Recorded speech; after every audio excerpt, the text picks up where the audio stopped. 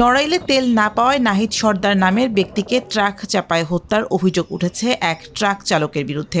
২৮ March রাত ২টার দিকে সদর উপজেলার তুলারামপুর ইউনিয়নের তুলারামপুর রেল ব্রিজ এলাকায় এই ঘটনা ঘটে। নিহত নাহিদ সর্দার যশোর নড়াইল মহাসড়কের পাশে তুলারামপুরে messrs Tanvir filling and gas স্টেশনের ম্যানেজার হিসেবে কাজ করতেন। পেট্রোল পাম্পের কর্মচারীরা জানান, রাতে ট্রাকে ডিজেল নিতে পেট্রোল পাম্পে আসেন পেরোলি গ্রামের ট্রাক চালক সুজাত মোল্লা। তাকে পাম্পে তেল সংকটের কথা জানান ম্যানেজার নাহিদ সর্দার। এরপর শুরু হয় বাকবিতণ্ডা। এক পর্যায়ে ম্যানেজারকে হত্যার হুমকি দেন ট্রাক চালক সুজাত। রাত ২টার দিকে মোটরসাইকেলে নিজ গ্রাম পেরোলি যাওয়ার সময় ম্যানেজার নাহিদকে চাপা দেয় একটি ট্রাক।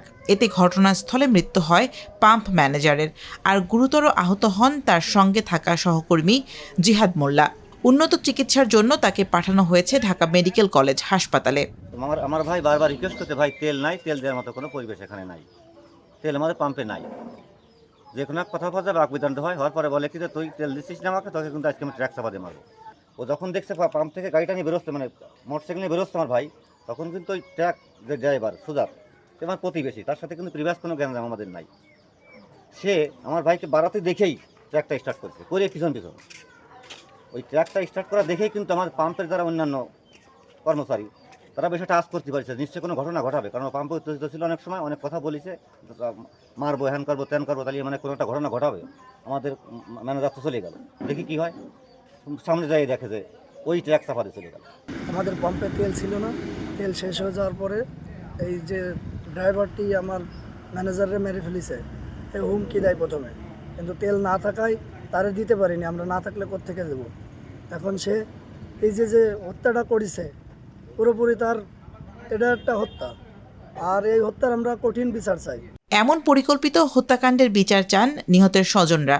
যিনি ঘটাইছে সে হঠাৎ করে এই ট্রাক চাপা দিয়ে তাকে এবং মারার উদ্দেশ্যে তাকে ট্রাক চাপা দিয়েছে, তাই এখানে উদ্দেশ্য প্রণীতভাবে তাকে হত্যা করা হয়েছে এবং আমরা আমার পরিবার পক্ষ থেকে বিচার চাই এবং তার জন্য ফাঁসি হয়।